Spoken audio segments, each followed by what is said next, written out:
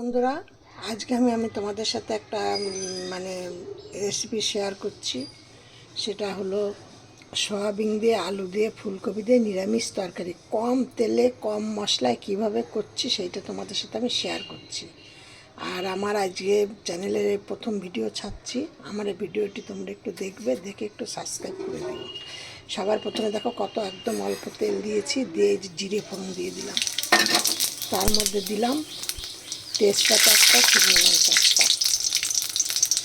গ্যাসটাকে কমিয়ে দিলাম। এই ফুলকপিটাকে একটুখানি সেদ্ধ করে নিয়েছি, মানে হালকা, কারণ গরম পড়ে গেছে। এখন যদি একটু সেদ্ধ করে না নিই তাহলে কিন্তু খেলে হয়তো গ্যাস হতে পারে। এবার দিয়ে দিয়েছি ওই তেল ফোড়নের মধ্যে ফুলকপিটা। এবারে ফুলকপিটা একটুখানি নাড়াচাড়া করে নিয়ে দিয়ে দিলাম মধ্যে হলুদ, একটুখানি হলুদ আর অল্প করে নুন। কারণ বেশি মশলা দেবো না, কারণ অল্প তেল দিলে বেশি মশলা দিলে খেতে টেস্ট হবে। তার জন্য সব কিছু অল্প অল্প দিতে হয়।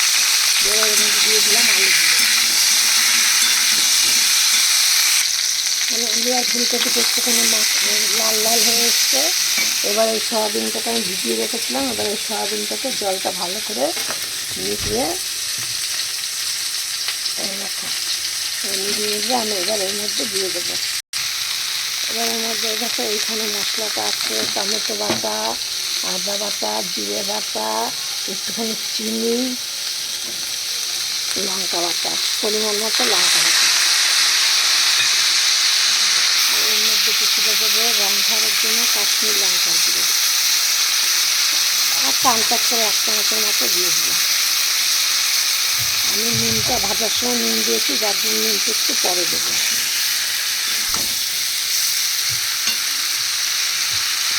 দেখো এবার আমার এটা পুরো কষি হয়ে গেছে।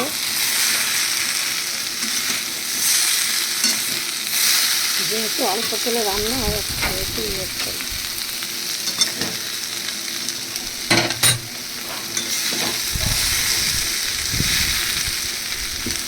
আর আমি এই যে এইখান থেকে আলাদা একটা জায়গায় জল গরম করে নিচ্ছি। তোমরা যদি এরকম জল গরম করে তরকারিতে দাও তাহলে কিন্তু তোমাদের তরকারির টেস্টও ভালো হবে। আবার তরকারি গরম পড়ে গেছে, তরকারি কিন্তু একটু থেকে গেলে নষ্ট হবে না। এই জন্য আমি এখানে আলাদা জায়গায় ফুটিয়ে নিচ্ছি। আর দেখো এই জলটা আমি এর মধ্যে দিয়ে দিচ্ছি।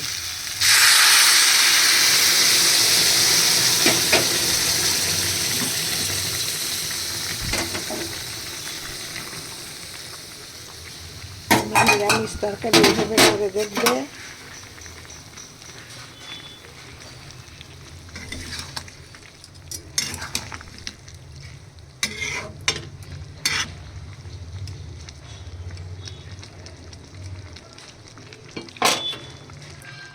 এবার দেখো কেমন টকবক করে ফুটছে,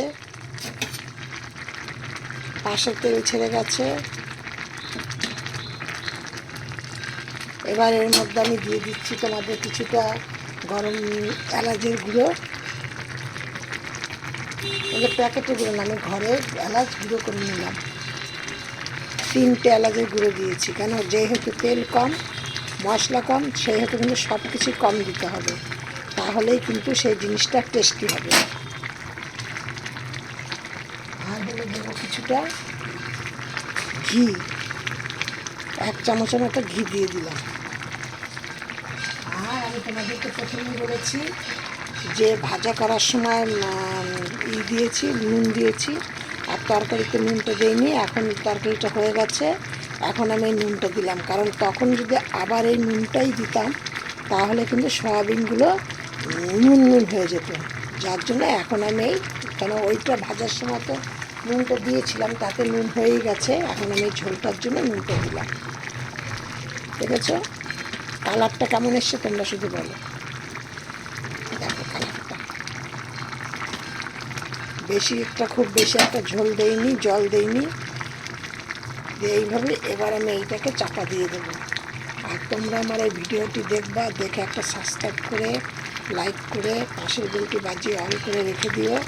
আর আমার তোমরা এই সবজিটা করে দেখো, করে খেয়ে দেখো কেমন খেতে, হেভি মজাদার খাবার। নিরামিষ, আজকে সোমবার, নিরামিষ খাবার খুব কিন্তু সুন্দর খাবারটা, খেতে খুব ভালো। মানে পেঁয়াজ রসুনের থেকে এই ঘি দিয়ে আর এলাচ দিয়ে তোমরা এই কম তেল মশলা দিয়ে এই তরকারিটা করে দেখো, সবজিটা তোমাদের খেতে আশা করি খুবই ভালো লাগবে। মানে আমাদের তো খুব ভালো লাগে, এবার তোমাদের কেমন লাগে জানি না। তোমরা করে খেয়ে দেখো, তারপরে তোমরা আমাকে কমেন্টে বলো। আর কমেন্টে তোমরা জানাবে নিত্য নতুন এরকম রেসিপি পাওয়ার জন্য, তোমরা আমাকে কমেন্টে জানাবে। সব ভিডিওর মতো বলছি, তোমরা সব ভালো থাকো, সুস্থ থাকো। আর আমি এরকম কিন্তু মানে প্রতিদিনই একটা করে রেসিপি এবার থেকে ছাড়বো, কারণ আমার এই রেসিপিটা কিন্তু আজকে প্রথম আমি এই রেসিপিটা ছাড়বো আর কি।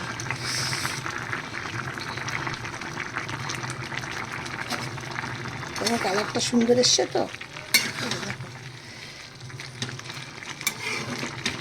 দেখো একদমই, দেখো কালারটা একদমই কম তেল মশলায়, এবং আমি বেশি সেদ্ধ মানে ঘাটা ঘাটা করি না, তরকারি গোটা গোটায় রাখি। মানে বেশি ঘাটা ঘাটা হলে আমার একদম মানে ভালো লাগে না, এই জন্য আমি একটু এরকম পাতলা পাতলার মধ্যে করি। দেখো নেক্সট ভিডিও আবার কালকে অন্য কিছু একটা রেসিপি তোমাদের সাথে শেয়ার করব।